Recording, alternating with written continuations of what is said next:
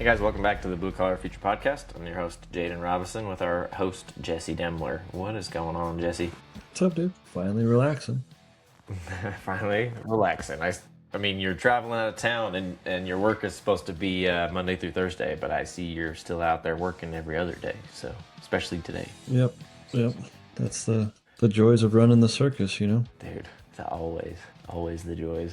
I'm not doing the same thing, but sort of the same thing, because I've just been working in my yard until like 8 o'clock every night. It's tiring, but it'll be nice when it's done. The Snapchat you sent me the other day when you were on your porch, I was like, oh, I could tell Jaden's beat. Dude, I was tired. I did that 2 times this week where I worked all day and it was those 95-degree days that we had here. Yeah. I don't know how hot it was where you were at up there, but like 80. It was warm down here. And then I got home and I just went straight to work in the yard and digging trenches and all the crappy work that I need to do before I run my sprinkler lines. It sucks. I'm like, this is not for me. This is not for me. I don't mind running the sprinkler lines, but digging the trenches sucks. And I had the Mini X for most of it, but the problem was I have big trenches that all of my sprinkler lines have got to run through that goes right over all of my utilities. So I had to do most of it by hand, it seems like. So, of course. It was so sucky. It was crap. Just get the call jack, the hydrovac thing, and just... Dude, I thought get like a mini version of that, bro. That'd be sick. I thought about it. I've seen, my friend Jimmy rigged this little deal that goes on the end of his excavator, and it's like this little claw that he hooks pipe onto, and he just like sticks the claw on the ground and drags it and runs the pipe through the ground. So basically the same thing. And I should have done that with my yard, but in a couple places I could have. Yeah. But oh well, it is what it is. More money. Yeah, more money. We're getting it figured out, and then Maggie's been planting a bunch of stuff, so it'll be coming together. Nice. It'll be coming together. Dude, we've got episode 150 today. How's that feel, dude? Crazy. It doesn't feel real, because I've been doing this for a long time, and it doesn't really feel like it's been a long time. And I don't know. We haven't been doing every week anymore, so we would have hit 150 farther back, but yeah, it's just weird. It's pretty crazy. Yeah. What was the first episode? When was that? That was sometime in March of 23, I think. So 3 years. 3 years of an average of, I guess. Oh, so that's about one a week almost. Yeah, I mean, I did start off one a week, and then I did 2 a week for a little bit, like little episodes. I was trying out doing like a shorter episode, and it was fine, but I started feeling like I didn't have enough time for that. So yeah, and then may kick back up to 1 a week at some point if I start doing guests. But I've said before on here that it's such a pain to schedule guests anymore that I'm kind of sick of it. So I'm not gonna lie, it's a pain. Dude, even just you and me have a hard time. I know, and we do it regularly. We do it regularly, and we have a hard time. Yeah. Let alone my schedule's all over the place too, and I can make room for people, but other people, like when I first started, it was really frustrating because people wanted to do it like in the middle of the day, and I'm like, no, I got work, dude. This isn't my job. Yeah. It was such a pain to schedule people in the evenings or the weekends, which I didn't have that problem the last year and a half or so. Maybe I changed up people I was interviewing, because I started interviewing a lot of like influencer type people. Instead of a lot of like business owners wanted to be on the podcast originally, and they were a lot easier to get. And I started getting sick of interviewing business owners. Anyways, so I started interviewing people that were actually doing the work, which is kind of what I wanted to do anyways, and on the job. So they were also on the job during the day. So it's not like, we were kind of operating on the same schedule, but it still is a pain. It's a giant pain to line things up. Yeah, dude. We got some questions today. Sick. Quite a few questions. We'll just start off with one that you got from your stories. How long have you been in the masonry trade, and how did you get in, and why? Okay. Yeah, this is from Les Sparky. If you've seen her, she does some cool stuff. Yeah, so I've been a long time. So I'm 33. I've been full-time for 12 years now. But before that, like every summer since I was 12. And then between my college classes and stuff, I'd still come and like still get like 20 to 30 hours a week, that sort of thing. So, full-time 12 years, but involved in the thing for almost 20 of just doing stuff, which is like, I was people make that joke of like, oh, you're the 18-year-old with 18 years of experience. That's you. Like, it's like, if we needed a babysitter, I got sent to the job site to hang out with Scooter or to go do stuff. Or, like if mom got sick of me or I caused a problem in the house, like Yeah. just go to work, go with your Don't dad. work. But yeah, so that's that. And if you guys don't know, it's a family business. I work for my father. It'll be 30 years in business come October of this year. And before him, my grandpa and great grandpa were both Masons as well. They were more residential. My dad stepped out to do commercial when he saw that like nobody up here where we were doing it was willing to do it all. He was like, oh, he used to work out in Reno. That's where he met my mom. That's where I was born. And he's like, we already did all this. Like, I can do this at home if no one else is going to do it. Like, it doesn't, scheduling concrete and rebar and all that sort of stuff doesn't bother me. And so he stepped out and did his own thing about 30 years ago. And now we're here. Yeah. And then I guess that's really part of my why as well, was a family business, that sort of stuff. And still pushing it's what I'm good at. I built a career in this, and then now I've involved the content in it to try to educate the younger generation about how this, trade and career in construction can provide you with a quality life and those sort of things, and point people in the right direction. Yeah, that's where we're at. And you're kind of the same, right? Like, because Yeah. you're a fan of business, obviously. Yeah. Yeah, I'm very similar story there. Like I work for my dad as well, and I think he's been in business since, let's see, oh 02. He's probably 24-ish years in business, or 23. I've been, summers since I was really young, and I mean, I can remember going to work as young as 8, but I'm sure it was similar, like 12, that I was over the summer full time, and then Hmm. full time since I was 18. When I graduated, I just started working, and then I went to university, like not in the fall semester after I graduated, but the spring, and I was still kind of full time between full time school up going to Hmm. Weber State. So I would still get like 30 to 40 hours depending on the week, and then I usually had full time, but full time can only sometimes is only considered 12 credits, which really isn't that much of school. Hmm. So we just go like for 2 hours during the day, and then I'd have night classes and stuff. So it was family business. He worked for his uncles. Two of his uncles were in the trade, and they actually did a bunch of commercial stuff in Logan. So, we've talked about this before. They probably were on the same job as your dad doing stuff at least a couple times, because they did a bunch of work up at Utah State and on a bunch of churches up there. So he worked for them in the commercial world and then went out on his own doing residential. That's what I've been doing ever since. And I got in because of family, and I hated it at first. And kind of realized that I didn't mind it after a while, and I actually liked being active, and then kind of came around to enjoying it and realizing that you can still make pretty good money. And then same thing with the content, educating people about it. I started bringing the content in to kind of, yeah, let people know about my journey specifically, because I was always so gung-ho on school, because I was going to be an electrical engineer, dude. I pretty much knew that from like probably 10th grade, because I was doing pre-engineering college classes in high school, or starting in about ninth grade is when I had my Hmm. first one. So I was in like this little engineering program that I had a few classes that they like pooled together. Different high schools all had kids that went to it. So I had classes with people from like 4 or 5 different schools. And so I was doing that shit all through high school, went to college to do it, and then decided, I was like, man, I don't want to do that anymore. After I got my associates in pre-engineering, I was like, yeah, I don't think I want to do that. I think I'd rather be moving around Yeah. and doing things. So pretty similar journey there.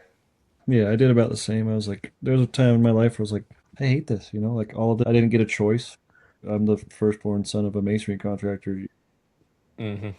But as time went on and I like got more into it, like I think we've talked about it before, but like kind of switched my perspective of like, let me try and figure out where maybe there's things about this I like, and then finding like what you're good at, getting better at things and all that sort of stuff. And it started to grow, and now it's like obviously my whole personality. Well, and I don't know if you had a similar experience, but my parents were also pushing me to go to college. Like everything was, like all of the school. I mean, all through school, it's like go to college, go to college. And my dad always was telling me to get out of the trade and stuff. And I believed him for a while. And I think that's part of actually what made me hate going to work, was Hmm. like, I mean, I just heard all the time, like, get out of this, go use your brain instead of your body, like all of the same old tired rhetoric about getting out of the trade and going to school to become smart.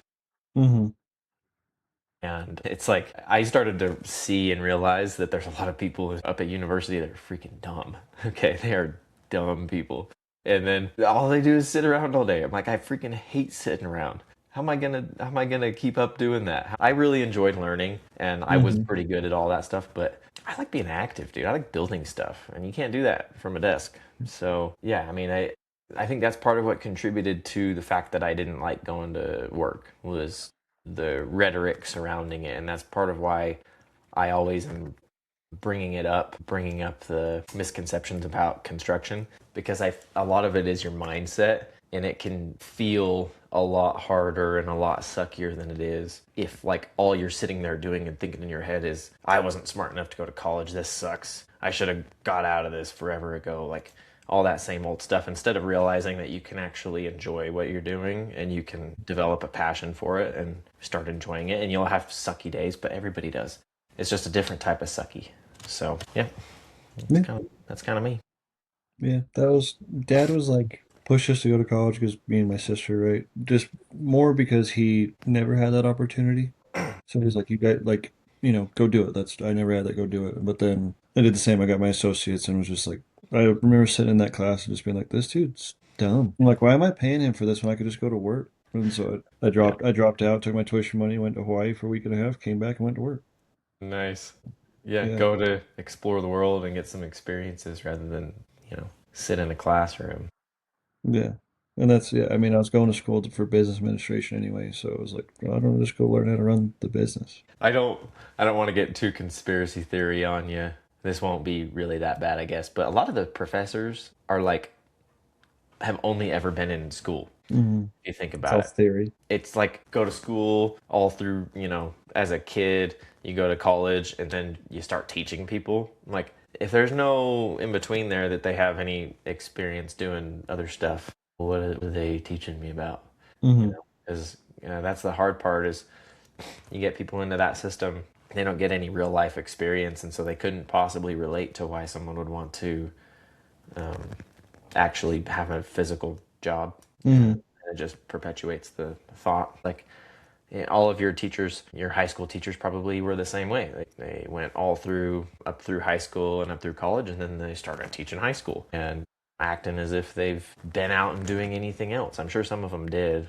And the best teachers I ever had were people that like actually did other stuff. Like one guy was a Hmm. firefighter, and like some other people did some other things before they started teaching school. But I've always had an issue with that because it's like, how can you tell me what to do with my life if all you've ever done is go to school, essentially, and tell me that going and working in construction is like no bueno. Hmm. I mean, it's the same as, it's just theory versus practice, right? Like both of us learn better from practice, but it's no different than like the engineer, the architect who drew it, because in theory it should work how I drew it, but in practice it doesn't. Like, so it's, if you don't have any real world practice, how can you really teach anyone about something? Or like, how can you be out in the field and be like, hey, you need to do this way if you've never done it? It's just, yeah, Yeah, it's, I had a hard time with that myself. they should start making most engineers like have to do the jobs that they're designing stuff for. Yeah, I mean, I know it'd be some. no different than like an internship.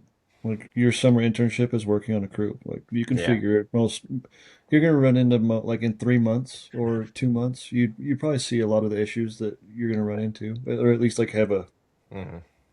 like a touch with it, like and Yeah. see like, oh, cool, that sucks. Like let's not draw it that way. Yeah. Awesome. Let's go on to the next one then. What are some old masonry superstitions? Oh, I mean, I the other day, like I said, you don't. I've had a couple that I posted about recently. Like if a rainstorm's coming in, if you don't make mud, it ain't gonna rain. Because like if you sit there and like, well, it might rain, let's wait. It just won't. Like that's Mm. that's our superstition. So it's like Grandpa's always that way. He's like, you got to sacrifice a batch of mud. Like go make it, and then it'll start raining. So then we can all go home.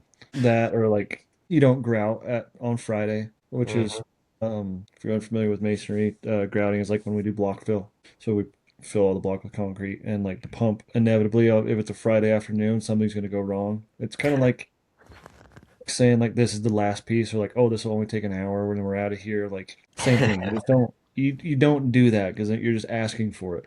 Yeah. That sort of stuff. There's some funny ones like old boys used to say, like, if you dropped your trowel while you're at work, it means your old lady was stepping out on you, and like, stuff like that. Or I don't know if do you know what a witch's crook is in a chimney? I think so. So back in the day, like if you've ever seen those pictures or videos of like they'd build the chimney on the roof, but then it would kink and then go into the house. It was so witches just couldn't fly straight down into those brick chimneys. Like so, there's just little stuff like that, or like just fun. There's like funny little things all the time. So it's yeah, it's pretty fun. Do you usually not order your grout on Friday then because of If that? if it's after 2, I will push it to Monday. I'm not doing it. The amount of times that I've been stuck on a job site because we order grout after 2 o'clock, it's like, oh, if we grout at 2 o'clock, grout works out perfect. We go home at 4, 8 or 10 hours, whatever it is. Like, no, I'm gonna be here for 12, like, because it's gonna get plugged. It's gonna like something's gonna blow up. Like, it's no. I was like, I'll find 2 hours of something else to do, and we'll do that on Monday. Yeah, like my dad's really weird about the number 13. That's just him though. But like anytime I've ever tried to like order 13 yards of grout, he'll change it. He'll either order less, No he'll way. order less or more. Yeah. Bro, and he's No like way. he's even the way of like I remember like my mom will make food and Hmm. like say my mom made like breaded shrimp, if she puts 13 on his plate, he'll flip one off. Like he's Dude, no so way. weird. Yeah, he's so Dude, weird. Like what the heck? but yeah. Is there any in concrete that are fun? Like the Well, Witch's Creek one's funny, but the other ones are just like the old boys. Like this is been passed along of whatever. yeah. I mean, I would say it's similar stuff. Like, don't order afternoon pours on Friday, or like, you know, something almost always goes wrong on Friday type of stuff. But we still get after it. A lot of times we do take Fridays pretty lightly because there's been one too many times where, I mean, we say we try to push for an extra pour for something that should be pretty easy that ends up just absolutely kicking our ass. So Hmm. it just always happens. Freaking Fridays, I'm telling you. I mean, sometimes I almost wish we just do an easy day Friday and then do something on Saturday. Yeah, Saturdays suck because everybody does a Saturday charge, dude. Like the concrete companies have a Saturday charge. I think the pump company has a Saturday charge. really? Yeah. Yeah.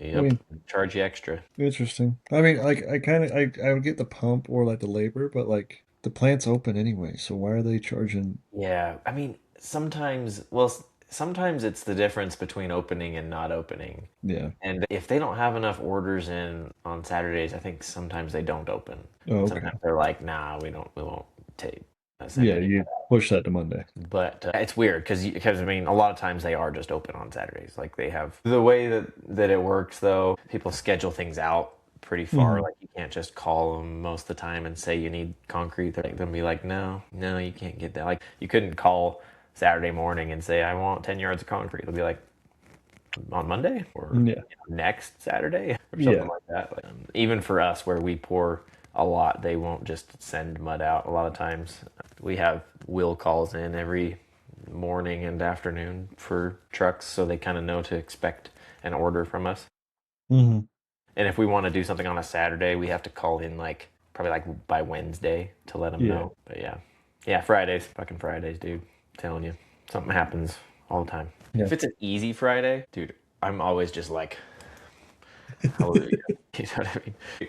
We had a pretty easy Friday this last Friday, so I'm kind of thinking that our next Friday will probably not be. Yeah. Hey, you never know, dude. Also, the rain deal. There's a lot of times we have to watch the rain really closely because we can't even take if there's a good enough chance, we just can't take the risk. But Hmm. it always works out that there's like a huge chance for rain. It's like, oh yeah, we shouldn't work, and then it doesn't rain like at all. It's crazy, Or there's crazy, like a sucker hole right above the job site all day. dude. It's insane. It's literally insane. Or we will have such a small chance of rain that we don't even think about it and get freaking Hmm. dumped on. That's happened to Yeah. us. That happens to us at least once a year, where it's like, oh yeah, there's a 5% chance of rain. Freaking pours on us for like an hour or two or more. And we're just like, are you kidding me? Like, what in the heck? These people don't know. They just guess. Literally. I mean, that is their job. They just guess. Yeah. Well, they know about as like well as you and I do. Like just walk outside Yeah. and like, yeah, it might rain today. Yeah, you're like looking at those clouds in the distance and it says, no chance for rain. And you're like, that doesn't look like no chance for rain to me.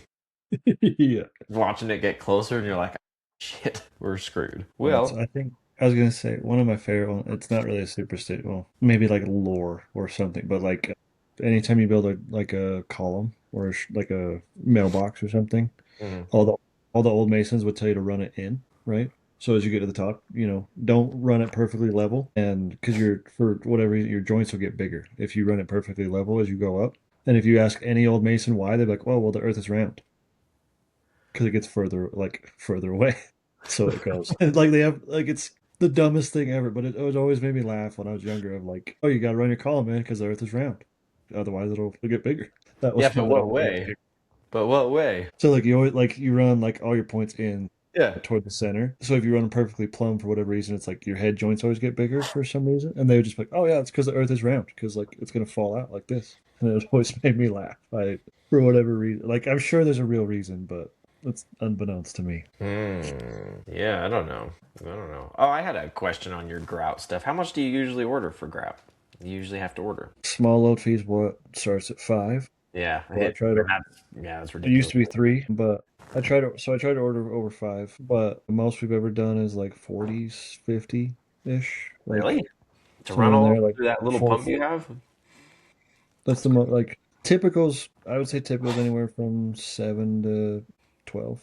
hmm. Like nothing crazy. Because we're doing, you run up the wall 4 feet Yeah. and then pour it, and then move to the next section, pour it. So it's like if you have 2 sections on the job site, it's like you run this side up while they're running this one, you pour this one. So it's like it's never a big. It's the only time it gets more than one truck is if we like I can't get grout, and then it's like, okay, well we're doing a big old pour on Wednesday, I guess, or that sort of Yeah, stuff. because that was my question. You can't really go higher than like 4 feet, otherwise Mhm. you won't really be able to get it full, right? Yeah, I mean, you can run it wet, or you could, like, we've done self-consolidating before that comes really wet and then it just does its own thing. But sometimes we're allowed to do 8 foot lifts, but then you got to put grout windows in the bottom, which is like on the rebar cells, you put a clear plastic window so you can see that it made it all the way down. Mm, Stuff like that. So, like, there's ways to do it, but the structural engineer typically approves 4'8" as the max. So we just do 4 foot because that's where the rebar is. mm, interesting. Yeah, that's about all I had there. Yeah. I was just curious because, like, if you're ordering small loads, that was my next thing. Is the small load fee makes it so if you wanted to order 4 yards, it's cheaper to order just 5. And I'm like, Yeah. this is so ridiculous. You could order like it's a big of enough difference that you could order a whole yard extra. So you might as well just order 5 yards and send an extra yard back. It's so Yep. stupid. Yeah. I'll never understand that ever. Another concrete, superstition actually is if you don't add an extra yard or whatever, that you're going to run out. Yeah. Figuring for concrete's pretty hard for us because a lot of times our grade is super uneven and like short of pulling strings across like in every single direction and measuring and doing the average and stuff, like it's like damn near impossible. So we usually figure it a little bit thicker, add 10%, and then we'll look at it and like, oh man, we need to add like a little more than that. And Mm-hmm. sometimes we'll still run out a little. And I'm like, this is insane. And all the keyboard warriors online would be like, that's a shitty grade job. And we're like, I know, we didn't do it. We don't do it. That's Around less of here, us. around here, it's normal for the excavators to prep all of the stuff for us. Yeah. And I mean, it's not everybody that does it that way, but all of our people do. So anyways, it's pretty funny. You'll almost always run short if you don't just order extra. Mm-hmm. Pretty silly. Like a lot extra. More than you'd think. I do the same thing. I'm like I gotta like put an extra half yard on everything. Yeah. Yep. I'll always figure stuff up. And I'm like, if it comes out to 17 and a half, I'll be like, just add 18. We'll just do 18. Yep. There's already extra in there. We'll just go up to 18. The amount of waste across the board is Yeah. probably pretty crazy. But I think we're not as bad as some other people. Anyways, so the next one, which is kind of, didn't we have a question about restorations but not too long ago? I feel like we did. I can't remember though. So the next question was about restorations and how long they really take. Mm-hmm. I don't have that much experience other than friends I know of that do remodels a lot, and it always is more. And I would bet if you're planning on a certain amount of time, add a month. I mean, remodels on houses, like especially big houses, take forever. We don't do much Mm-hmm. of that but the ones that we've been involved in are big and expensive, and it's like more costs more than it would to build the house in the first Yeah. place. Yeah, it's pretty crazy. Yeah. And that's what I responded on my story to this of like, there's always more to it than meets the eye. So, like, chimneys are a really good example. So, a lot of people, like, if you're watching this, you can probably look up, say you have a brick chimney or there's one near you, it looks like, the cap and maybe the top two courses are bad. But in reality, it's like the first or the top 2 feet of that thing are bad. Like, because what that is water damage, right? On a chimney, for instance. And so, the reason I don't do chimney repair is because of this, because the homeowner thinks, oh, it's just 2 courses. That should be really cheap. You just get up there and fix it. I'm like, no, like, you could put a band-aid on it, sure, I guess. Like, if you want a real fix, it's actually like half your chimney. Mm. So, because water's gotten into it and it's damaged everything underneath it, and it's just going to keep going and going. So a lot of the like restoration or like fixing things like that sort of stuff in masonry is a lot deeper than a lot of people think it is. Yeah. Especially like we were talking about, like when they go paint brick or things like that, like you don't get to just take that off, Yeah. or like the water damage in there is a lot deeper than you think it is. Because what it's doing is it's just spalling the face because like the moisture gets trapped behind the paint, and then the freeze and thaw cycle because we're in Utah, it just pops those faces up and it just keeps deteriorating the materials. And that's the same thing with the chimneys. Is like the water back then, like those concrete caps, they didn't, especially if they don't put a drip edge or something like that, it's just soaking the materials of the masonry materials, and it's just getting worse and worse because it's getting more and more brittle, and it'll keep doing the same thing. So when it comes to masonry, plan on it being way worse than you can see it is. And I'm sure that applies to everything else. Like you said, if you Oh try to yeah. go remodel an old home, there's way more problems in the old home than you think there are. Yeah. I mean, if we could put a number on it, I don't know if you could say 50% more, but maybe. I mean, you should Yeah. expect 20 to 30% more time and money than you would guess originally. I know a Mhm. lot of people that have bought fixer-upper houses that end up being way more than they thought. And they're like, oh yeah, I can Mhm. make a ton of money on this. I just got to do, this and this and this, be able to resell it for, $100,000 more. And it ends up, they end up having to put $70,000 practically into it to get it to be up Mhm. to standard. A lot of times you start remodeling things and you got to bring things up. If they're older houses, you got to bring them up to modern day code. It depends on Yeah. what it is. That might depend more on commercial versus residential properties. But yeah, I think a lot of times you end up having to bring things up to modern day code, which is like, depending on how old it is, that's pretty extensive stuff. Yeah. And it just always ends up being more. A remodel we worked on last year, I saw the house before they started ripping like the exterior stuff off of it. I think it had brick on it. Mhm. And once they ripped all the stuff back, like all of the plywood within like this 10 or 15-foot section, like a few feet high, was freaking rot, like falling apart Yeah. because the people didn't do the flashing right on Mhm. the where the gutter was at, so it like ran into the house and then just freaking went down. So it was like from the gutter down the wall and across the wall or something. It was like rotting and falling Mhm. apart, and I was like, holy crap, you could never see that from you'd never be Yeah. able to tell until you start ripping it apart. Like the hard part about buying a fixer upper or even going to bid something is without being able to see underneath, you have literally no idea what you're getting into. Mhm. Like, how are you supposed to know? For example, with us, when we're talking about like concrete demo and replacement and stuff, that's something I don't really like to get into because we've gone and done jobs where we've ripped out driveways that have like radiant heat in them, and you Mhm. wouldn't expect them to be anything too crazy, and they end up being like a foot thick. And the people were complaining before that their radiant heat doesn't work and all this stuff. And we literally, I think I have pictures somewhere Mhm. of this one that we did, like up against the house, up against the garage. It was a foot thick, and the radiant tubing was like all the way at the bottom of it. I'm like, how you No expect it to doubt. work? It ain't gonna heat up a foot of concrete, dude. And so, anyways, Gee. like you start getting into the concrete demo stuff, and you can't really see exactly how thick it is, so you can't quote someone an exact price, and sometimes not even in a ballpark if you've got to tear out. If you're talking 4 inches versus 12 inches of concrete, that's Yeah. 3 times as much. Yeah.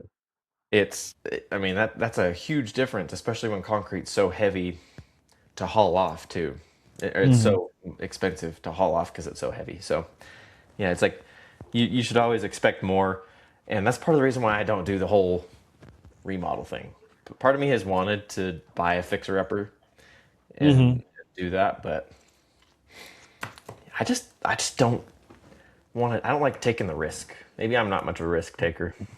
Do I don't know. you, I guess, do you, excuse me, do you or people in concrete, like, can you x-ray stuff to see if it's like rebar or any of that sort of stuff, like before you go tear those things out? Or, That's another thing that I should have added is you can't.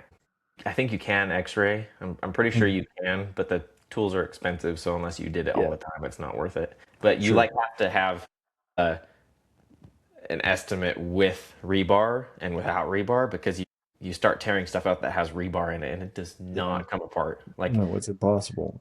dude, and the funny thing is people are always expecting that rebar just saves concrete from cracking, and we've torn stuff out with rebar in it that just has cracks everywhere. Like Hmm. it doesn't save as much as you think it might. People don't realize that until they have to replace something that has rebar in it. Hmm. And then you're like, oh, maybe it wasn't worth it because when you have to replace it, because the people that did it did a shitty subgrade and it just Hmm. sunk and cracked to shit anyways, and then it fell apart on the top. So we got to Hmm. replace it anyways. It was more expensive to do to begin with and more expensive to tear out by a lot because it's a gigantic pain. So I think they do have x-ray stuff. We don't have any because we don't like doing it and we just don't do it. So Sure. no thanks.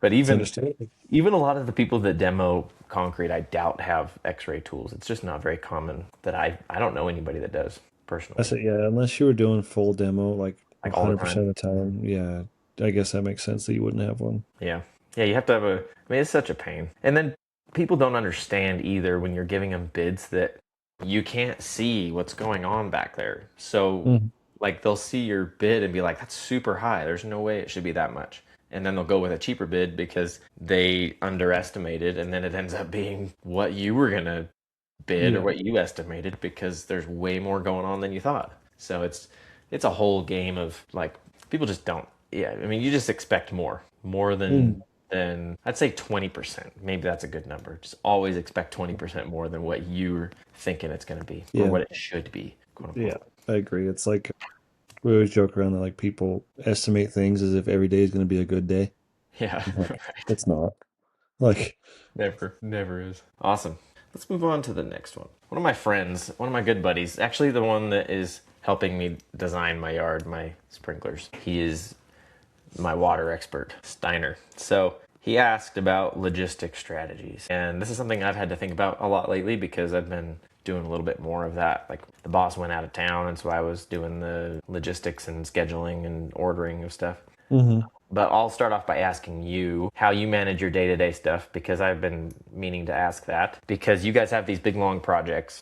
And like to me, because we work on a project and basically can finish almost everything we do within like a 3 day window of like working there every day. Like that's some of our biggest projects or 3 or 4 days or something. So how do you bid like these bid and then figure out the time for these big projects without going way over what the thought was? Like you say, you might look at it and say maybe we have 6 months here, but then it ends up being 8 or something. Like how Hmm. do you manage that day to day? Yeah. I mean, yeah, that happens often.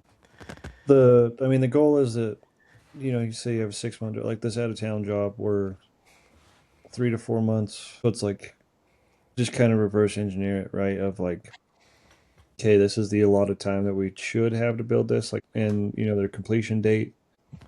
As time goes on, I'm like more and more of like a dickhead in the beginning with the GC and the superintendent and stuff of like, I'm tired of getting to the end of the job and they think it's my fault for them being 2 months behind. And even though Mm-hmm. we started 2 months behind because you didn't have dirt work done. So you start out on that foot of like, okay, this is, whatever. You need us to hit this date. Like this is the date that we estimate.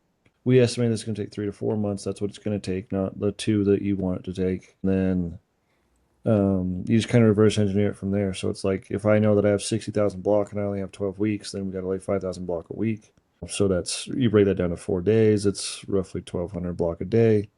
that sort of stuff. So that's what you're shooting for. And then like some days, like I said, some days you have a good day, but some days are just not the best day. And so it's you try to get within that realm, and then it comes down to like, okay, in order to make that succeed, I've got to be, a week out on concrete. I've got to be a week out on the inspector. I've got to make sure that they can show up because, like, I'm not the only person doing this, or like the only person that needs an inspector or a truck to show up, or things like that. And then it goes even further, like your weekly schedule meetings on these big commercial projects that, like, most of the time are a waste of time because the GC's just in there to talk about other people's problems. Like the scheduling meeting is, you're supposed to go in there and like, hey, this is where we're at, this is where we're going, this is what we're trying to accomplish this week.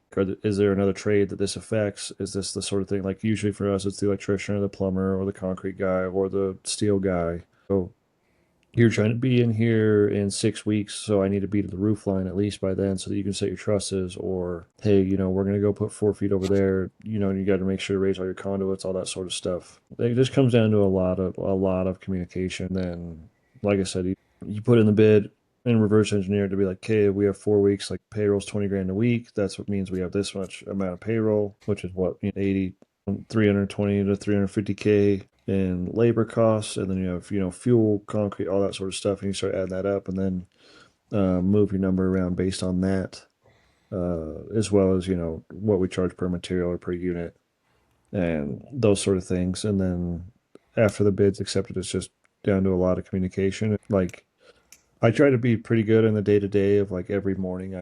I don't like making everybody meet by the toolbox. I just think it's stupid. So we just have our group chat, and I'll be like, hey, this is in list of priority. Like this is what we have going on today. This is where we're going. That way, the dudes show up and like they probably looked at their phone. Like it's it is. That's just how it is. Everyone's looked at their phone before they got to work, so it's like everyone knows. Okay, I show up and I go over there. Okay, I show up and we're doing this, this, and this. Like if those guys have that handled, I'm doing this. Like just that sort of stuff, and it's try to make it as efficient as possible, and then hope that you don't have too many bad days. Yeah, yeah.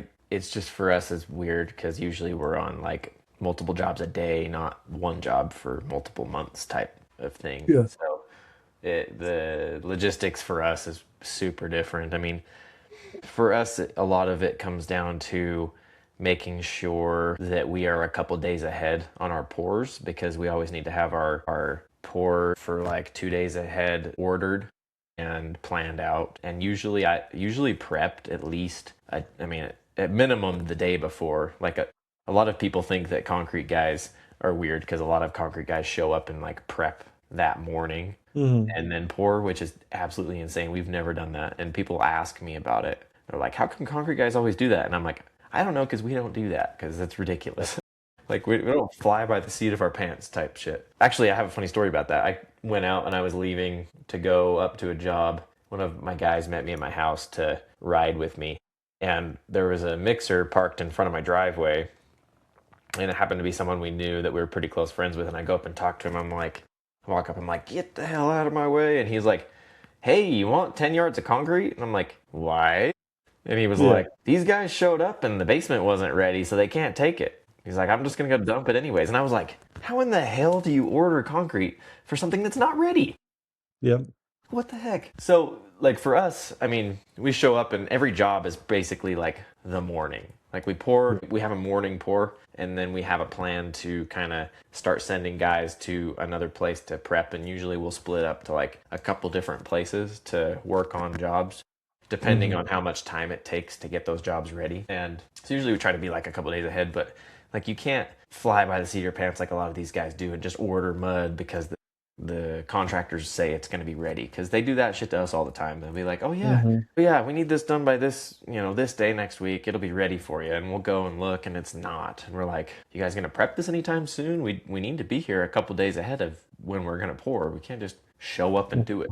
Like there's Mm-hmm. work involved for us to do before we pour. And I don't think Mm-hmm. people realize that for it. But like when you start figuring that stuff in, a lot of times our guys end up like if we were just, let's say we make a pour and then we prep for the next job the next day, a lot of times we'd end up with only like 6 hour days type of thing. So it also starts coming to, okay, we need to start maybe going and getting this job ready, or maybe we need to make a pour at noon and then send guys over this way so that everybody's getting enough hours. And and all of that. So it kind of comes down to taking lots of notes and being ahead of schedule and thinking of your next step all the time. So Mm-hmm. we're on a job and we're sitting around, what can we do here to kind of get us ready for tomorrow or the next day? Can we send anybody out of here to go prep this job that's an hour away from where we are, because it's going to be hard to get up there, and maybe everybody else can go this direction when they're done.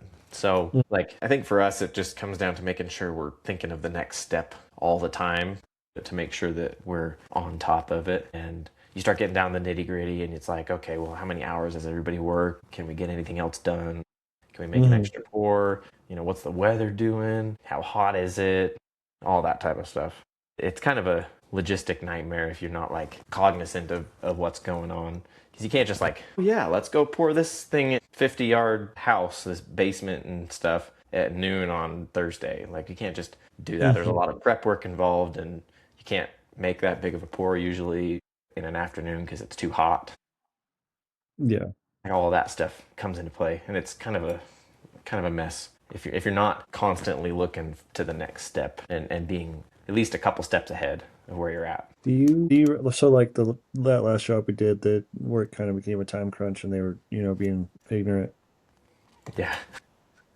I just like I'd call a week ahead until like the inspector. I'd be like, cool, this day in the morning, next day in the afternoon, this day in the morning, next day in the afternoon. Just every like trying to get 3 to 4 or 5 pours in a week, and then I would just call them that day and be like, hey, sorry, we don't need you. We didn't get I guess wheel calls the same with concrete. Like, do you guys ever get in that situation, or is it mostly like something you can control that way? You mean like where we end up not needing our mud or something? Yeah. So like what it was happening was we were trying to get the job done, but the inspector, lo and behold, they're pretty busy at that same time in the middle of fall and summer. Mm-hmm. And so they're trying to get their stuff done. And like they have 100 places to be, concrete's pretty hard to get at that point because everyone's trying to get everything done before winter. So like I would more or less just put the inspector and Grout on like a will call of like, hey, I might need you every day at 2 o'clock. And like, and I'll just call it off because it's, there's no cancellation fee. So why not? Yeah. Yeah. So we have with both concrete companies that we use will calls, I think, for the mornings. And if we don't let them know anything, they just they just take it away or whatever. So that's another thing. Like, if a contractor's using one concrete company and this another one's using a different concrete company, we need to make sure that we're like a couple days ahead, letting them know what we need. But we always make morning pours, so if something is relying on an inspector, we have to be multiple days ahead for that reason. Because sometimes we'll prep something that needs to be inspected and it'll fail for whatever random reason. Like, Weber County's deciding to be stupid about a bunch of things right now, which they always are, but they're deciding to be really strict about things for some reason. Yeah.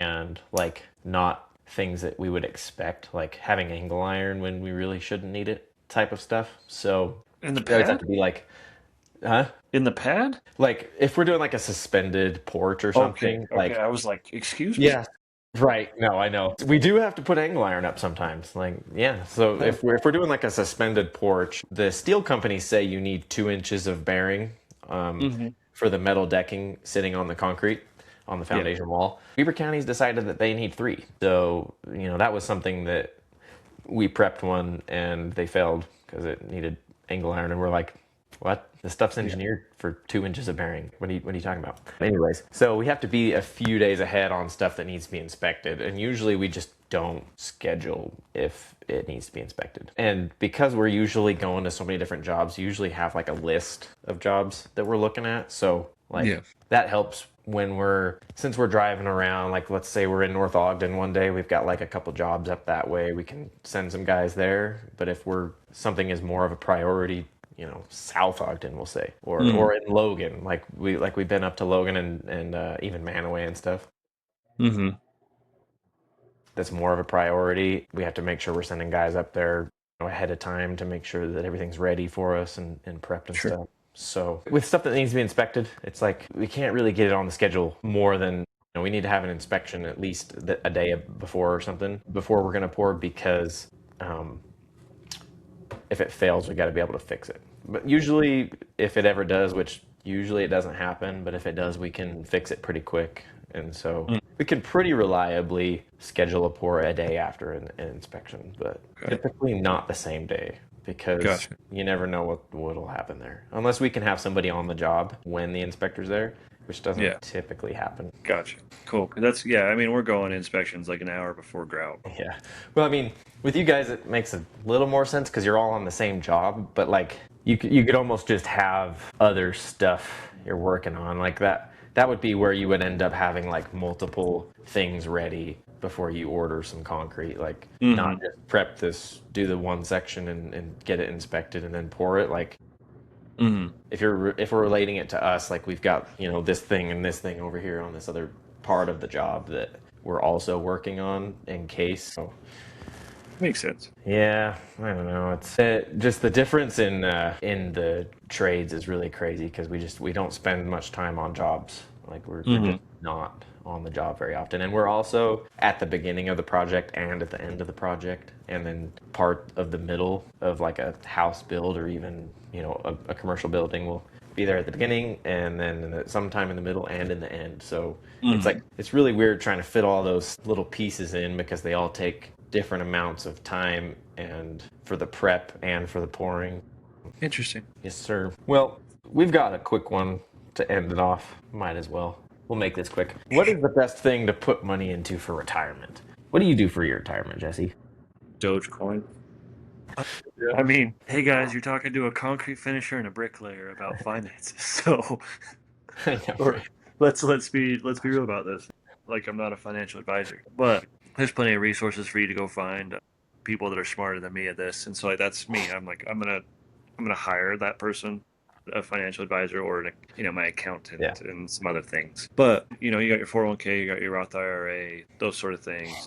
Because my sister's a State Farm agent, I have like some whole life things and other things that I can borrow against. I do have crypto because that's the world we live in. If you don't want to do the research, the S&P is the top 500 companies in America.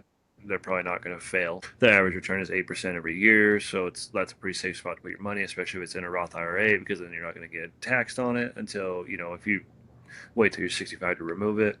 Just those sort of things. Like, there's a ton of resources online for you to go look, but you can also, maybe you're super into something. Like maybe you're super into a certain industry. At the moment, I really think there's a lot of stuff. Maybe AI itself is like a bubble and whatnot. Everything's rising pretty quick right now. But if you're in that industry or interested in that industry, you probably caught some things. You probably saw that SanDisk went from $30 to $1,500 because you're paying attention to that. So I wouldn't say, like, if you're interested in those things, like, you can put your money in those companies that you believe in as well. Like, the smarter thing would be to go through like a Roth IRA and trade it in there so that you don't get capital gains taxes and things like that, or you not necessarily even trade it, but invest over there and leave it. Like, a lot of the things that I put money into, I try to make it like stuff that I can't easily remove my money from, because like that's a big thing. Like, Yeah.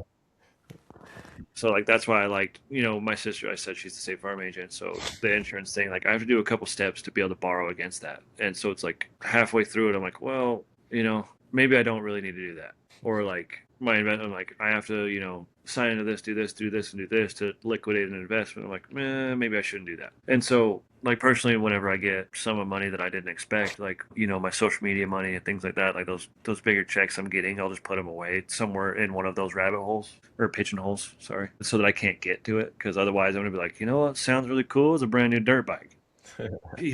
Maybe we should get a fishing boat instead. That sort of stuff. So I try to just put it in those sort of things for me, like that are, kind of safe from taxes and safe from me.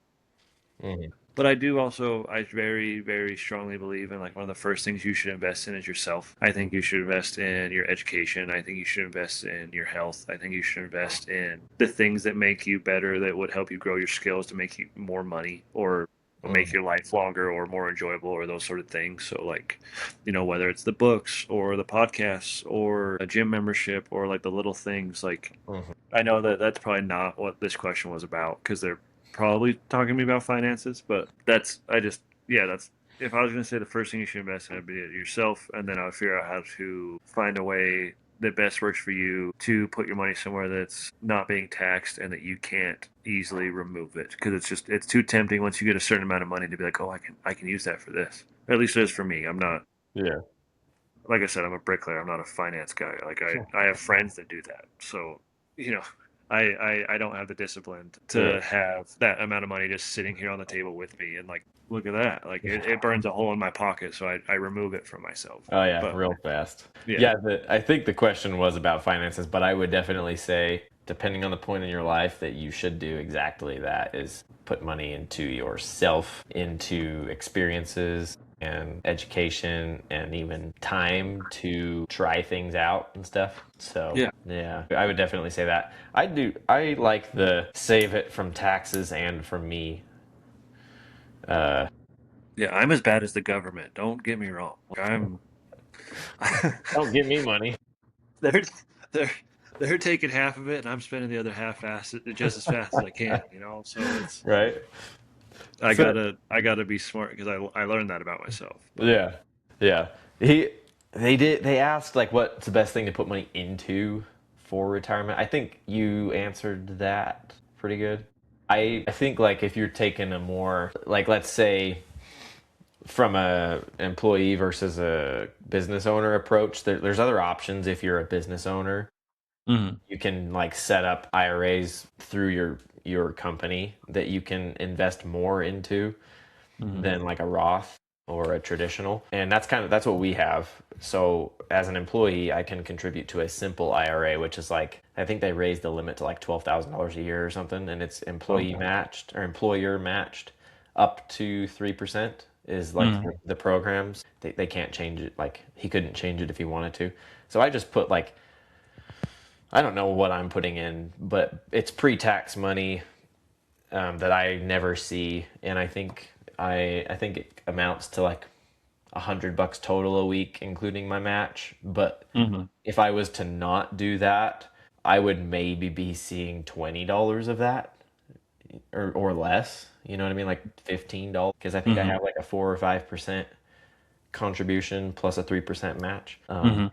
I don't even know, because it's one of those things that I just set it and forget it, and it's practically impossible for me to take anything from it without getting heavy slapped fines type shit. Mhm. I just set it, forget it. It's just into accountant or investor, whatever guy helped set it up. So they put it into a retirement index fund, and that's it. And I used to do a Roth IRA before we set this up, but I just am going to be putting it in there before, well, until I can essentially max it out. From there, yeah, I might do something else. But like, I think the idea is being conscious of making sure you're setting money aside for yourself, Mhm.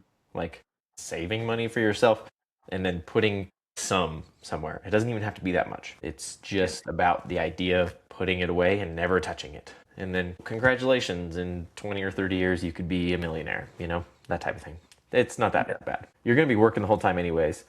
And especially if you can get access as an employee to a pre-tax program, it's super easy. And your pre-tax money can grow a lot faster because you aren't putting as much of it in. Yeah. Yeah, there you I'd go. say, yeah, I think along those lines of like, I want to tell people, if you have it in you, go read The Richest Man in Babylon, or Oh yeah, I got it one of those. somewhere. Yeah, same. Mine's in my other room, but that's one of my favorite books. That and The Alchemist, but Hmm. or listen to it on a podcast or audiobook, whatever your flavor is. But that The Richest Man in Babylon speaks heavy on paying yourself first. Whatever percent that you can automate, like Jaden was saying, is make it so it's something that's just a set and forget. It's not going to affect you. Whatever that amount is every week, and then pay yourself first, and then take care of everything else after that. Because that's really the only like.